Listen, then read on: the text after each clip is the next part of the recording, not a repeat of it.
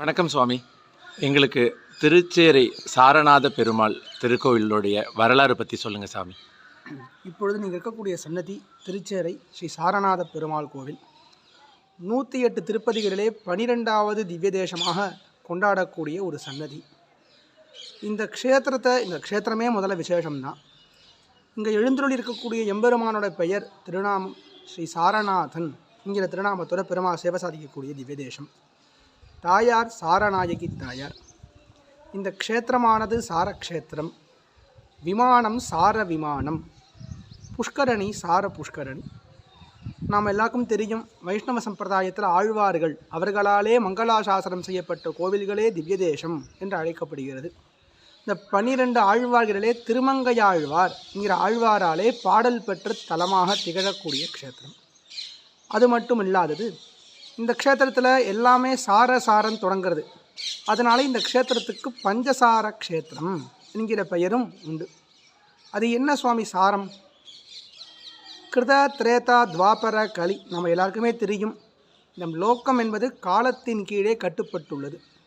காலம், டயம், எல்லாருமே சொல்லுவா காலம் பொன் போன்றது, காலம் போனால் கிடைக்காது. அதன்படியே இந்த காலக்கணக்கீட்டு தமிழர்களிடையே மிகவும் பண்பாக கொள்ள உடையது. இப்பொழுதுதான் நாம் சொல்கிறோம், அந்த காலத்திலே ஆரியபட்டா போன்றவர்கள்லாம் இந்த காலத்தை, பாஸ்கரர்னா சேட்டலைட் முதற்கொண்டு அந்த காலத்திலே எல்லாம் இது பண்ணியிருக்காங்க. இந்த காலத்தை கணக்கிடும் ஒரு அளவு குறிக்கோள்லாம் இந்தியர்களாகவே வரையறுக்கப்பட்டது. பற்பல ரிஷிகளாமும் அதில் சொல்லியிருக்காங்க. அதில் இந்த கிருத திரேதா துவாபர கலி என்கிறபடியே 4 யுகமாக பிரித்து இந்த 4 யுகத்தையும் ஒரு சதுர்யுகம் என்று சொல்வார்கள். 28 சதுர்யுகங்கள் கொண்டது ஒரு மன்வந்தரம், ஒரு மனுவோட ஆட்சி. 18 மன்வந்தரங்கள் கொண்டது ஒரு கல்பம், ஒரு பிரம்மாவுக்கு பகல் பொழுது. இந்த கல்பம் முடிவிலே பிரளயம் ஏற்படும். பிரளயம் ஏற்பட்டால் இந்த பிரளயத்தினாலே பூர் புவர் ஸ்வர்க மகர் லோக ஜனஸ்தப சத்தியம் சொல்லக்கூடிய 7 லோகமும், அத்தல வித்தல சுத்தல தலாத்தல ரசாத்தல மகாத்தல பாதாளம் சொல்லக்கூடிய 7 லோகம், 7 புவனங்களும் அழியும். கூட தேவர்கள் பெருமாள் ஆலமா மரத்திரள மேல் ஒரு பாலகனாயின்னு ஆழ்வார் கொண்டாடுகிறார். தன்னுடைய கட்டைவர் அளவு தான் இந்த லோகமே. அதடுத்து எம்பெருமான் தான் திருவாயில் எழுந்தருளி செய்தார்னா இந்த லோகம் அழியும்னு ஒரு தாத்பரியம்.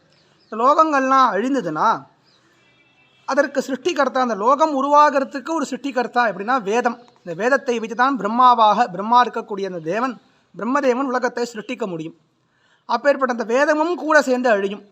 அப்படிங்கிறதுனால அனைத்து வேதங்கள், இதிகாசம், புராணம், இந்த லோகத்தில் எத்தனை ஜீவன்கள் இருக்கோ எல்லா விதமான சாரங்களையும் ஒரு குடத்திலே ஆவாகனம் செய்ய சொல்லி பெருமான் நான்முகனிடம் பணித்தார்.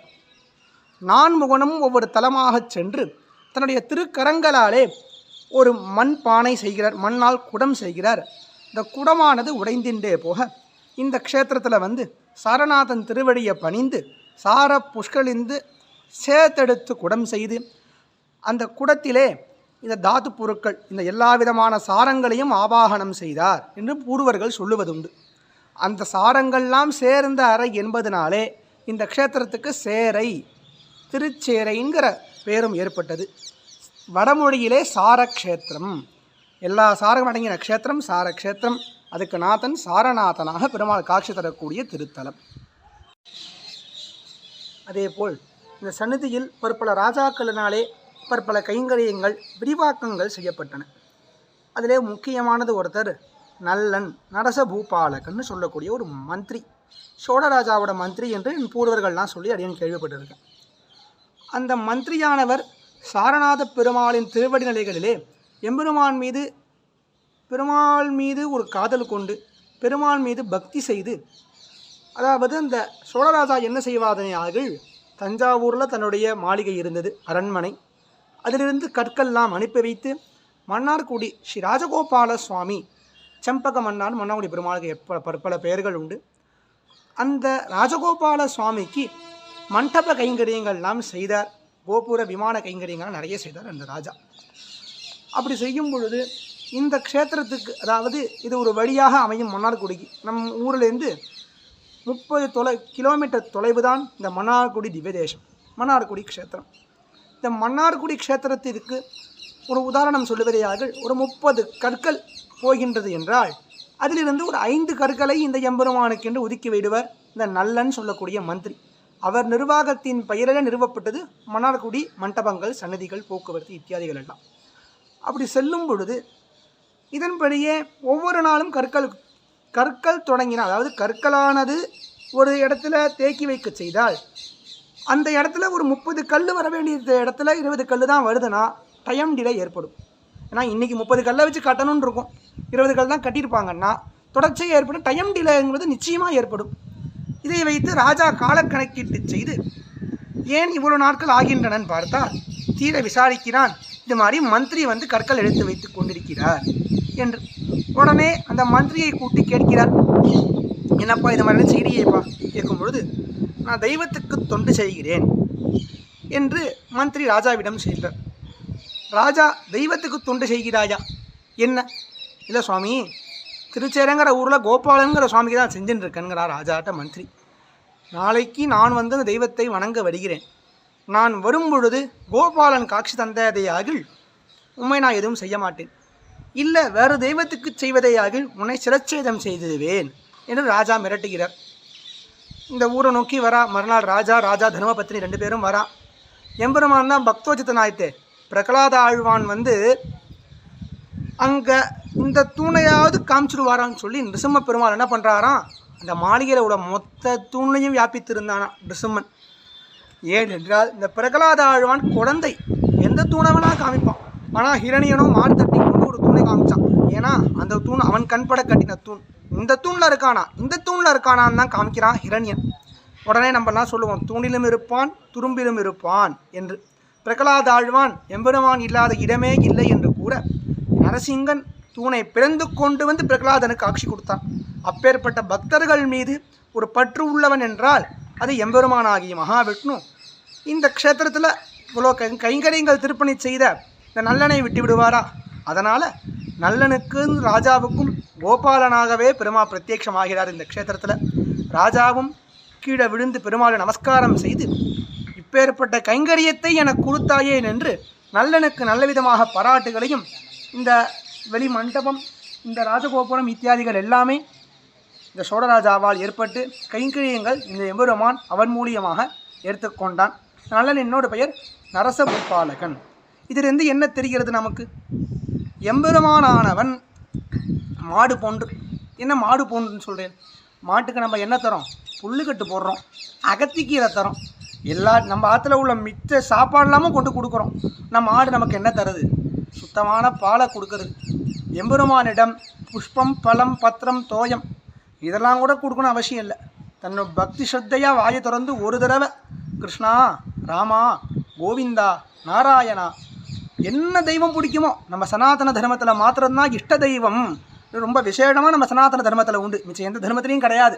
சனாதன தர்மத்தை மட்டும்தான் எந்த தெய்வமான இஷ்ட தெய்வமாக இருக்கா. ஒருத்தருக்கு ராமன் இஷ்ட தெய்வம், ஒருத்தருக்கு கண்ணன் இஷ்ட தெய்வம், ஒருத்தனுக்கு சிவபெருமான் இஷ்ட தெய்வம். இதன்படியே நம்ம சனாதன தர்மத்தில் தான் இஷ்ட தெய்வம். இதுக்கு தெய்வம்னா நம்மை நல்வழிப்படுத்துவதற்கு தான் தெய்வம்.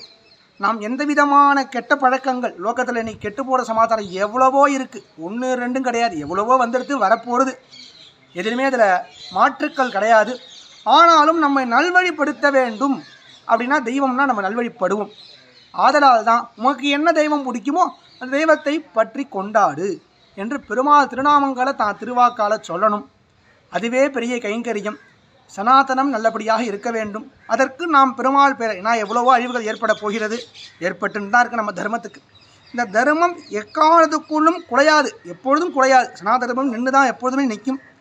எம்பெருமான் சொல்கிறார், யதா யதாகி தர்மஸ்ய கிளானிர் பவதி பாரத அபியுக்தானாம் அதர்மஸ்ய ததாத்மானம் விருதாம்யகம் பரித்ராணாய சாதூனாம் விநாசாய துஷ்கிருதம் தர்ம சம்ஸ்தாபனார்த்தாய என்றெல்லாம் தர்மம் குன்று இருக்கிறதோ அன்றெல்லாம் நான் அவதரிப்பேன்னு கண்ணன் தான் திருவாக்கால சொன்னக்கூடிய ஸ்லோகம். அதனால் இந்த தர்மத்தை பரிபாலனம் செய்ய வேண்டும், நம்ம நல்வழியாக இருக்க வேண்டும். நீங்கள் உங்கள் ஒர்க் டைம் தவிர்த்து இருக்கக்கூடிய டைமில் ஒரு தடவையாவது பெருமாள் பேரை போற்றி பணிவோம். பெருமாள் இந்த கைங்கரியங்கள்லாம் பண்ணதுக்கு இப்பேற்பட்ட பாக்கியெல்லாம் கொடுத்துருக்காரு ஒத்தருக்கும். நம்ம பெருமாள் பேரை சொன்னாலே நம்முடைய இஷ்ட காரியங்கள்லாம் பெருமாள் பூர்த்தி பண்ணுவார். கோவிந்தநாம சங்கீர்த்தனம் கோவிந்தா கோவிந்தா ஜானகீகாந்த ஸ்மரணம் ஜெய் ஜெய் ராம ராமா. அதேபோல் இந்த க்ஷேத்திரத்தில் இன்னொரு விசேஷம் நாம் பார்த்துவதேயாகில் காவேரிக்கும் கங்காதிக்கியம் கங்கையில் புனிதமாய காவிரி என்கிற கட்டாட்சம் பண்ண க்ஷேத்திரம் காவேரி தாயாருக்கு சாரநாத பெருமாள் திருவடி வாரத்திலே கிடைத்தது.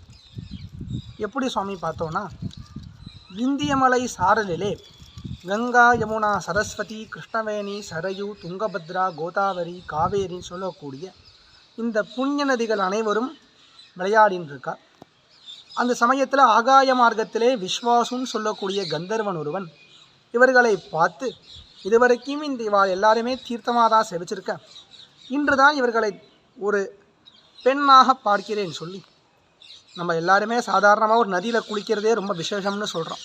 அப்பேற்பட்ட அந்த நதியை பெண்ணாக பார்த்தா நம்ம எவ்வளோ பெரிய பாக்கியசாலி என்று எண்ணி அவர்களை பிரதட்சணம் செய்து சாஷ்டாங்கமாக சேவித்து போக நதிகளுக்கு நடுவே அது பெரிய சர்ச்சையை உற்பத்தியானது. ஒரு வேடிக்கையாக சொல்வது உண்டு, பொம்மநாட்டி சமாச்சாரம், பொம்மநாட்டிகள்கிட்ட போய் ஒன்று சொன்னாலே இது மாதிரி ஆகும்னு ஒரு வேடிக்கையாக சொல்லுவா. அது எந்த விதமான தாற்பயமும் கிடையாது. அது இவாளுக்குள்ளே ஒரு சர்ச்சையை ஏற்படுத்தியது. உடனே அது எப்படி போய் சேர்ந்ததையாகில் தங்களில் யார் சிரேஷ்டம் என்கிறபடியே போய் கணு. சரி, தங்களில் யார் சிரேஷ்டம்னு தங்களுக்குள்ளேயே எல்லாரும் அடிச்சுட்டு இருக்க. இந்த நம்ம பூலோகத்தில் என்ன ஒரு பெரிய ப்ளஸ் பாயிண்ட்னா, லோகத்தில் ஏற்பட்ட ஒரு ஜீவனும் வீணாகாது. ஈவந்தோ நம்ம பார்க்கக்கூடிய புல் எறும்பு எல்லாம் சொல்லுவாள், ஒவ்வொரு ஜென்மமும் கிடைக்க தான் கடைசியாக தான் மானிட பிறவி நமக்கு கிடைக்கிறதுன்னு சொல்லுவாள். இந்த ஒவ்வொரு ஜீவனுமே ஒரு கர்மா இல்லாமல் எந்த ஒரு ஜீவனுமே படைக்கப்படுவது கிடையாது. அனைவருக்கும் ஒரு காரியம் இல்லாமல் வெறுமை ஒரு ஜீவன்கிறது லோகத்தில் கிடையவே கிடையாது. அதுதான் இந்த பூலோகத்துக்களே உள்ளது, நம்ம சனாதன தர்மத்துக்குனே உள்ளது. ஆதலால் இந்த சிருஷ்டிக்கிறவருங்கிறவர் பிரம்மா. அந்த பிரம்மாவை போய் கேட்டோன்னா யார் சிரேஷ்டம்னு ஈஸியாக சொல்லிடுவார்னு பிரம்மாட்ட போய் கேட்க, பிரம்மா சொல்கிறார், ஆழ்வார் சொல்கிறார், சதுமுகன் கையில் சதுர்புஜன் தாளில் சங்கரன் சடையினில் தங்கி என்று பெரியாழ்வார் கங்கையை கொண்டாடுகிறார். இதன்படியே கொள்ளலாம். இந்த கங்கையானவள் பகீரதன் சொல்லக்கூடிய ராமனுடைய பூர்வர்களில் ஒருவன். அவனோட பிரயத்தனத்தால் ஆகாயத்திலிருந்து புறப்பட்டு வந்தவள். அதாவது பிரம்மா தான் கமண்டூலில் அந்த கங்கையை தான் வச்சுருந்தார்.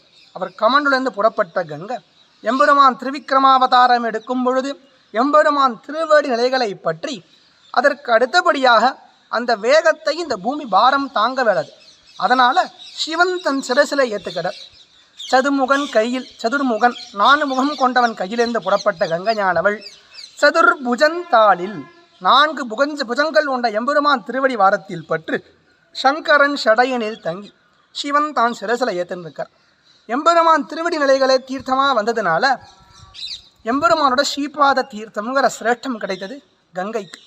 அதனால கங்கதா சிரேஷ்டம்னு பிரம்மா வினவ, அது காவேரி தாயாருக்கு மன சஞ்சலம்படி ஆகிவிட்டது. எப்படியாவது கங்காதிக்கியம் தாம் பெற வேண்டும் என்று பிரம்மாவை குறித்து 1000 தெய்வ வருஷ காலங்கள் தபஸ் பண்ணுறார் காவேரி தாயார். அதென்ன தெய்வ வருஷம்? நம்முடைய ஒரு வருட காலம் தேவர்களுக்கு ஒரு நாளைக்கு சமமாகும். தட்சிணாயனம் சொல்லக்கூடிய 6 மாத காலம் தேவர்களின் இரவு பொழுது. உத்தராயணம் சொல்லக்கூடிய 6 மாத காலம் தேவர்களின் பகல் பொழுது. தேவர்களின் கணக்குப்படி 1000 வருஷ காலங்கள் பிரம்மாவை குறித்து தபஸ் பண்ணுறான். பிரம்மா பிரத்யட்சமாகி, என்னம்மா உனக்கு வர வேணும்னு கேட்க, கங்கையில் புனிதமான வரம், என்னால் தர இயலாத ஒரு வரம், நீ எம்பெருமான் மகாவிஷ்ணுவை சரணடைனோன்னு, அதுவும் சாரக்ஷேத்திரம் போய் சாரநாதன சரணடைனோன்னு இந்த ஊழை வந்து அரச மரத்தடியில் காவேரி தாயார் 3000 தெய்வ வருஷ காலங்கள் தபஸ் பண்ணுகிறாள். அதுவும் எப்படின்னா, வெயில் காலத்தில் பஞ்சகுண்டம் 5 குண்டங்கள் அமைத்து அதிலே தீயை வளர்த்து அதன் நடுவேல் நின்று தபஸ் செய்வது. குளிர் மழை காலங்களில் தீர்த்தத்தில் இறங்கி கழுத்தளவு தீர்த்தத்தில் இறங்கி தபஸ் பண்ணுவது. ரொம்ப கொடிய தபஸ் பண்ணுறா காவேரி தாயார் இந்த க்ஷேத்திரத்தில். பெருமாளும் மணர்ந்து குளிந்து 3000 தெய்வ வருஷம் தபஸ் பண்ணுறா காவேரி தாயார். அதற்கப்புறம் பெருமாளும் அவளுக்காக மணர்ந்து குளிந்து சின்ன குழந்தையாக சனிதலை எழுந்துள்ளி இருக்கார். அந்த பெருமாள் திருநாமம் மாமதலை பிரான்கிற திருநாமம். அந்த பெருமாள் இந்த மாமதலை பிரானாக இந்த காவேரி தாயாருக்கு பெருமாள் காட்சி தரார். காவேரிக்கு ஆனந்தம் பொங்கவில்லை. ஏன்? எல்லா இடத்துலையும் எம்பெருமான் திருவனுக்கோ சதுர்புஜனாக உலகளந்த பொன்னடி அடைந்து ஆழ்வார் சொல்லுமா போல சதுர்புஜனாக சேவை சாதித்தார் துருவன்கிற குழந்தைக்கு. எம்பெருமான் ஒருத்தருக்கு ஒரு விதமாக காட்சி தரார். எனக்கு பாலகனா குழந்தையா சேவை சாதிச்சியே. புஷ்யமாசேச்ச பௌருஷேச்ச ராகாயாம் குருவாசரே அவ்யக்த மதுராலாப்போ பாலரூப வபுர்தரன்னு எனக்கு குழந்தையாக சேவை சாதிக்கிறேன் பெருமான்கிட்ட வினவ, உனக்கும் மிகவும் சிரேஷ்டமான வரத்தை கொடுக்க வந்துள்ளேன். என்ன வரம்? கௌசல்யா பிராட்டிக்கு கொடுத்த வரம், அதிதி அம்மாவுக்கு கொடுத்த வரம், யசோதா அம்மாவுக்கு கொடுத்த வரம். என்ன வரம்? என்னுடைய மாதாங்கிற ஸ்தானம், லோகமாத, நான் லோகநாதன், எனக்கு ஒரு மாதானா எவ்வளோ பெரிய சிரேஷ்டம் உனக்கு. அந்த வரத்தை கொடுப்பது மட்டும் இல்லாது கங்கையில் புனிதமாய காவிரி அப்படிங்கிற வரத்தை எம்பெருமான் குழந்தை வடிவாக காட்சி கொடுத்த க்ஷேத்திரம் என்று கொடுத்தார். புஷ்யமாசேது, புஷ்யம் என்பதன் பொருள் தை மாதத்துக்கு புஷ்ய மாதம்னு வடமொழியில் பெயர். தை மாதம் வளர்விரை கொண்ட பௌர்ணமி திதியில் பெருமாள் பூச நட்சத்திரத்தன்று காவேரிக்கு காட்சி கொடுத்த திருத்தலம். எல்லாருமே கேள்விப்பட்டிருக்கலாம். சைவ சன்னதிகளில் மாத்திரம்தான் தைப்பூசம்னு சொல்லுவா. கிடையாது. வைஷ்ணவ சன்னதிலையும் தைப்பூசம் உண்டு. அது நம்ம சன்னதியில் சாரநாதனுக்கு இன்றளவும் 10 நாள் உற்சவத்துடன் கொடியேற்றத்துடன் திருத்தேர் உற்சவம் தைப்பூசம் தான் பெருமாளுக்கு அவதார உற்சவம். தைப்பூசத்தன்று பெருமாள் குழந்தையாக காவேரிக்கு காட்சி கொடுத்த திருநாள் தைப்பூச திருநாள். உடனே காவேரி எம்பெருமான ஸ்துதி பண்ணுறான். எனக்கு நீ குழந்தையாக சேவை சாதிச்ச, நான் பண்ண தபசுக்கு எனக்கு இன்னும் நன்னா சேவை சாதிக்கணும் பிரார்த்திக்கிறான். பெருமாளுக்கோ பக்தோச்சிதன்னு பேர். பக்தர்கள் என்ன சொல்கிறாலோ நிச்சயமாக பெருமாள் கேட்பான். அதனால் காவேரி தாயாரின் பிரார்த்தனையின் பொருட்டு பெருமாள் தசாவதாரங்களையும் சேவை சாதித்து பரவாசுதேவனாகவும் சேவை சாதித்து சங்கம் சக்கரம் சாரங்கம் நந்தகம்னு சொல்லக்கூடிய கத்தி, சாரங்கம்னு சொல்லக்கூடிய வில், கௌமோதகம்னு சொல்லக்கூடிய கதைன்னு பஞ்ச ஆயுதமும் தரிச்சுண்டு அவளை ஹிதம் பண்ணுறார். ஏன்னா 3000 தெய்வ வருஷ காலம் தபஸ் பண்ணுறான். ஒரு ஹிதம் பண்ணுவதற்காக கையில் தாமரப்பூவோடையே பெருமாள் காட்சி தர. எல்லா திவ்யதேசமும் போய் சேவிச்சோன்னா ஒன்று அபயம் இல்லை வரதத்தோடு தான் பெருமாள் சேவை சாதிப்பார். காவேரி தாயர் ஹிதம் பண்ணுவதற்காக பெருமாள் தாமரப்பூவையும் தன் கையிலே கொண்டு வந்து பத்மஹஸ்தத்தோட காவேரிக்கு காட்சி தரார். உடனே காவேரி அடுத்த பிரார்த்தனைகள் செய்கிறார். எனக்கு கங்கையில் புனிதமாய காவிரியின் வரம் கொடுத்தீர். அது மட்டும் இல்லாமல் ஏதாவது ஒரு பக்தர்கள் இந்த க்ஷேத்திரத்தில் ஒரு க்ஷணம்னா ஒரு நொடி இந்த ஊர் மண்ணை மிதித்து உங்கள் பேரை சாரநாத்தான்னு சொல்கிறார்களோ அவர்களுக்கு இந்த ஜென்மாலேயே புத்திர பௌத்திர கலத்திர மித்திர அவங்க மனசுக்கோன அவங்களுக்கு என்ன வேண்டுமோ எல்லா வரத்தையும் கொடுத்து, அது மட்டும் இல்லாது அந்திம காலம் மறுபிறவி என்பதை இருக்கக்கூடாது என்கிற வரத்தை எம்பெருமானிடம் வேண்டுகோள் வைத்தார். எம்பெருமானும் செவி சாதித்து தைப்பூசத்தன்று காவேரிக்கு காட்சி கொடுத்த திருத்தலம் இந்த திருத்தலம். பாரத தேசத்தில் வைஷ்ணவ சன்னதியில் தைப்பூசம் கொண்டாடக்கூடிய ஒரு பெருமாள் சன்னதி என்பதாக நம்ம சன்னதியை கொள்ளலாம். வரக்கூடிய தை 29ஆம் தேதி தைப்பூசம் பெருமாளுக்கு திருத்தேரோட்டம் நடைபெற இருக்கிறது. முடிந்தளவு பக்த கோடிகள் அனைவரும் அதில் கலந்து கொள்ளுமாறு எம்பெருமான் திருவினைகளை பிரார்த்திக்கிறேன். சாரநாதன் அதேபோல் மார்க்கண்டேய மகரிஷிக்கும் பெருமாள் மோட்சம் கொடுத்த திருத்தலம் இந்த திருத்தலம். இந்த புஷ்கரணி சார புஷ்கரணி வைபவம் அப்படின்னு இந்த மகாத்மியத்தில் ரொம்ப விசேடமாக சொல்கிறார்கள். இந்த எம்பெருமானுக்கு யாரொருவர் கைங்கரியம் செய்கிறானோ எம்பெருமானுக்கு 3 விதமான கைங்கரியங்கள் சொல்லப்படுகிறது. திருவிளக்கிடுதல், சன்னதியிலே திருவிளக்கு சமர்ப்பிப்பதுன்னு பெரிய கைங்கரியம். நம்ம தான் ஏற்றணும் இல்லை, எவ்வளோ சன்னதிகள் இன்றைக்கி விளக்கெரியாத சன்னதிகள்லாம் எவ்வளவோ இருக்குது. நம்ம முடிஞ்சளவுக்கு நம்ம ஏற்றினா சந்தோஷம். அப்படி இல்லாத சன்னதிகளில் ஒரு எண்ணெய், திரி, தீப்பெட்டி அதற்கு உண்டான உபகாரங்கள் வாங்கி தருவது மிகவும் விசேஷம். அதற்கு அடுத்தபடியாக திருவிளக்குதல், சந்நிதியை உழவாரப் பணி செய்வது ரொம்ப விசேஷமாக சொல்லக்கூடிய கைங்கரியம். இதை மாதிரி கைங்கரியங்கள்லாம் யார் செய்கிறார்களோ, அதுவும் இந்த சாரக்ஷேத்திர செய்கிறார்களோ மறுபிறவில் ராஜாவாக கடவான் என்று இந்த சாரக்ஷேத்திர மகாத்மியத்தில் சொல்லியிருக்கு. இப்போ அடியேன் சாதித்த இந்த சாரக்ஷேத்திர மகாத்மியமோ இந்த சாரநாத மகாத்மியமோ எதையுமே நம்ம பூர்வர்கள் சொல்ல கேட்டு தான் நம்ம சொல்கிறோம். நமக்குன்னு நம்மளோ அந்த பெருமாள் காட்சி தரமும் நம்ம இருக்கலை. ராமாயண காலத்தில் நம்ம கிடையாது. நான் வால்மீகி சொல்லி வச்ச ராமாயணம் இன்று உலகளவில் இருக்குது. சனாதன தர்மத்தை போற்றி கொண்டாடக்கூடிய ஒரு காவியமாக திகழ்கிறது ராமாயணம். அதன்படியே இதை யார் சொன்னா?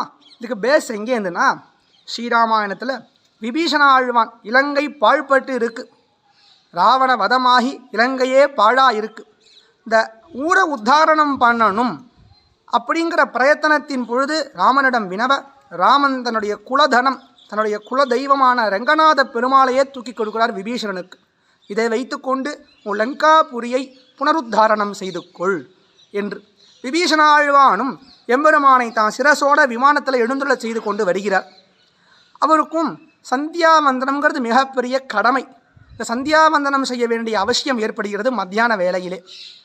இந்த மாத்தியானிங்கம் செய்வதற்காக எம்பெருமானை கீழே எழுந்துள்ள செய்து சூரிய புஷ்கரணி சந்திர புஷ்கரணி என்றவும் திருவரங்கத்தில் இருக்கக்கூடிய புஷ்கரணி காவேரி 2 பக்கமும் ஓடுவா.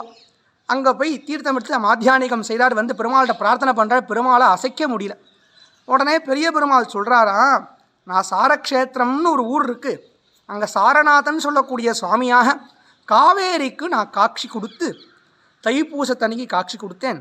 காட்சி கொடுத்து இப்போ அடுத்து வரக்கூடிய ராமாயண காலத்தில் ஸ்ரீரங்கம் அப்படிங்கிற ஊரில் உன்னை மாலையாக தரித்து கொள்கிறேன் என்று வரம் கொடுத்தேன். அதுவும் ஒரு காரணமாக சொல்கிறார். ஏன்னா இன்றளவும் திருவரங்கம் போய் எம்பெருமானை செவித்தோன்னா வடதிரு காவேரி தென்திரு காவேரி. இன்றளவு சொல்ல வேண்டும் என்றால் அம்மா மண்டபம்னு சொல்லுவா, அது தென்திரு காவேரி. கொள்ளிடம் அப்படின்னு சொல்லுவா, அது வடதிரு காவேரி. 2 காவேரியும் எம்பெருமானுக்கு மாலை போல் அமர்ந்திருக்கும். திருவரங்கம் என்பது ஒரு தீவு. எம்பெருமானுக்கு நித்தியமும் கைங்கரியம் செய்கிறார் காவேரி தாயார். ஏன்? இவர் கொடுத்த வரம். உனக்கு இங்கே அம்மாங்கிற ஸ்தானம் மட்டும் போகிறேன்னா கவலைப்படாத, ஸ்ரீரங்கம்ங்கிற ஊருக்கு நான் எழுந்துள்ள போகிறேன், எனக்கு சதாசர்வ காலமும் மாலையாக இருந்து கைங்கரியம் செய். என்னுடைய கைங்கரியத்தை காட்டிலும் லோகத்தில் மிகப்பெரியானது எதுவுமே கிடையாது. அதனால் அந்த கைங்கரியத்தை செய்யின்னு காவேரிக்கு பெருமாள் ஆணையிட்டார். இந்த வாக்கை நான் கொடுத்துட்டேன், அதனால் நான் இங்கே இருந்து கொண்டு தென் திசை இலங்கை நோக்கிங்கிறார் ஆழ்வார். இன்றளவும் தென் திசையை பார்த்து கொண்டு தான் படுத்து கொள்கிறார் ரங்கநாதன். இங்கேருந்தே உன் லங்காபுரியை கட்டாட்சம் செய்கிறேன் என்று பெரிய பெருமாள் தான் திருவாக்கால சொன்னது சாரக்ஷேத்திர மகாத்மியம்னு சொல்லக்கூடிய இந்த ஊர் மகாத்மியம். அதுவுமே இந்த ஊருக்கு பெரிய ஏத்தம். நான் வைஷ்ணவ திபதேசங்கள்லாம் முதலாள திபதேசம் ஸ்ரீரங்கம். அப்பேற்பட்ட எம்பெருமான் தான் திருவாக்கால ஒரு ஊரை பற்றி சொல்கிறானா அதை விட பெரிய பெருமை எதுவுமே கிடையாது. அது மட்டும் இல்லாது திருமங்கையாழ்வாராலே மிகவும் ஆச்சரியமாக பாடல் பெற்ற திருத்தலம். சம்பிரதாயத்தை பற்றி சொல்லணுமே ஆகில் பாகவத விசேஷத்துவம் என்று சொல்வார்கள். ஏன் பாகவத விசேஷத்துவம்? அப்படி என்ன செய்தார் திருமங்கையாழ்வார்னா, எம்பெருமான் திருவடியை பணியும் பொழுது இந்த ஊரில் எம்பெருமான் திருவடியை ஏற்றி பாடவில்லை. இதுதான் இந்த இடத்துல விஷயமே.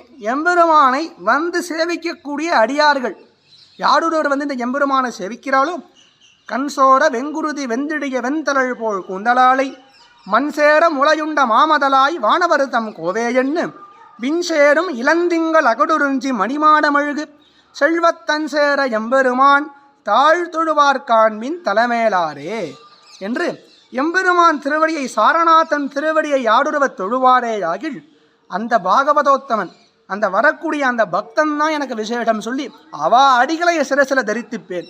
பெருமாளை காட்டிலும் எனக்கு பெருமாளை தொண்டு செய்யக்கூடிய பாகவதனே எனக்கு விசேஷத்துவம், பெருமாள் பேரை சொல்லக்கூடிய அடியார்களே எனக்கு விசேஷம்னு 13 பாசுரங்களையும் மொத்தம் 10 பாசுரங்கள் அதிலே பெரிய திருமடல் சிறிய திருமடலில் தன்சேரை வள்ளல்னு இந்த எம்பெருமானுக்கு திருநாமமிட்டு பெரிய திருமடல்லையும், சேரைன்னு இந்த ஊரை குறிப்பிட்டு சிறிய திருமடல்லையும், அது இல்லாது பெரிய திருமொழியிலே 7ஆம் 10 4ஆம் பதிகம் முழுக்கவே இந்த கண்சோட வெங்குருதி அடியார்கள் ஏத்தம் அப்படின்னு சம்பிரதாயத்துக்கு அந்த 10 பாசுரங்களுக்கு பேர் சொல்லலாம். அதுவும் சாரநாத அடியார்கள் ஏத்தமாக சொல்கிறார் 10 பாசுரமும். இந்த மொத்தம் 86 திவதேசம் பாடின திருமங்கையாழ்வார். இந்த அடியார்கள் ஏத்தமாக பாடின திவதேசம்னு பார்த்தோன்னா திருச்சேரையும் திருக்கடல் மல்லைன்னு ஒரு திவதேசம் இருக்குது. நன்னாத வாழமன நடைப்புக்கு வானவரை பெண்ணாக்கி அமுதூட்டும் பெருமானார்னு இந்த 2 எம்பெருமானுக்கும் மாத்திரமே அடியார்கள் ஏத்தமாக இருக்கக்கூடிய பாசுரங்களை திருமங்கையாழ்வார் அள்ளித்தந்த திவதேசங்கள். அதிலேயும் இந்த க்ஷேத்திரத்தில் பிரத்யக்ஷமாக தன் இந்தமிழால் சொற்தமிழால் இந்த தீந்தமிழால் இந்த க்ஷேத்திரத்தை மங்களாசாசனம் பண்ணும் பொழுது பிரத்யக்ஷமாக குறிப்பிட்டு சொல்கிறார். பேராளன் பேரோதும் பெரியோரை ஒரு காலும் பிரிகிலேனே தன் சேர எம்பெருமான் தாழ்த்துழுவார் எப்பொழுதும் என் மனத்தே இருக்கின்றாரே. வன் சேரும் இளந்திங்கள் அது மட்டும் இல்லாது இந்த எம்பெருமான் பேரை சொல்கிறதுனால சதாசர்வ காலமும் திருமங்கையாழ்வாரோட மனசு தேனை தாண்டு தித்திக்குமா, எப்பொழுதும் என் மனம் திக்குமேனு மிகவும் விசேடமாக இந்த அடியார்கள் ஏத்தத்தை கொண்டு இந்த க்ஷேத்திரத்தை திருமங்கையாழ்வாராலே பாடல் பெற்ற திருத்தலமாக திகழக்கூடிய க்ஷேத்திரம் ஆதலால் அனைவரும் வந்திருந்து இந்த க்ஷேத்திரத்தில் காவேரி தாயார் சொன்னால் ஒரு க்ஷணம் தங்கிட்டு போனால் எம்பெருமான் எல்லாத்தையும் தரான்னு எல்லாருக்கும் இந்த கிருப்பை போய் சேர வேண்டும். ஏற்கனவே சொன்ன இந்த உழவார பணி ரொம்ப விசேடமாக எல்லா திவ்யதேசம் நடந்துட்டுருக்கு. அவளுக்கு எல்லா விதமான கைங்கரியம் இந்த காட்சியை பார்த்து கொடுக்கக்கூடிய அனைத்து பக்தர்களுக்கும் சாரநாதன் கிருப்பை செய்யுமாறு அவர் திருவடி நிலைகளில் அடியேன் சிறிய தொண்டனாக இருந்து பெருமாளுடைய பிரார்த்திக்கிறேன். ஸ்வஸ்தி பிரஜாபிய பரிபாலயந்தாம் நியாயேன மார்கேன மகிம் மகிஷாக கோ பிராமணேபிய சுபமஸ்து நித்தியம் லோகா சமஸ்தா சுகினோ பவந்து. எல்லாருமா இனிமேல் கோவிலுக்கு போனால் என்ன பண்ணுறோமோ இல்லையோ இந்த விளக்கு ஏற்றுதல் நம்மளால் முடிஞ்சது. விளக்கு தான் ஏற்ற முடியாது ஏதாவது சொன்னாங்கன்னா பெருக்கிறது யார் வேணால் பண்ணலாம். இந்த உழவார பணி யார் வேணாலும் செய்யலாம். அங்கே இருக்கக்கூடிய அர்ச்சக சுவாமிகளோ இல்லை அங்கே இருக்கக்கூடிய பெரியோர்களிடம் பிரார்த்தித்து பெருமாளுக்கு உழவார பணி ரொம்ப விசேஷம். அந்த கைங்கரியம் மேலும் மேலும் தொடரணும். நீங்கள் செய்யக்கூடிய கைங்கரியம் இந்த காட்சியை பார்க்கக்கூடிய அனைவரும் இந்த உழவார பணியில் அடுத்து பெருமாள் சன்னிதி தான் இல்லை, எல்லா விதமான சன்னிதியும் செய்யக்கூடியது ரொம்ப விசேஷம். இந்த கைங்கரியங்கள் மேல் மேலும் வளரணும். இதை பார்க்கக்கூடிய பக்தர்கள் இதுவரைக்கும் பண்ணவில்லை என்றால் அவர்களும் மேற்கொண்டு சேரணும்னு உங்களுக்கு உங்ககிட்ட நான் வேண்டி கேட்டுக்கிறேன். பெருமாள் திருவடிகளையும் அப்படி செய்தவையாக பெருமாள் திருவடியிலும் பிரார்த்தித்து அவர்களுக்கு எல்லா விதமான சௌக்கியத்தையும் பெருமாள் தர வேண்டும் என்று பிரார்த்தித்து அடியேன் இந்த வாய்ப்பை கொண்டு முடித்துக் கொள்கிறேன். நன்றி.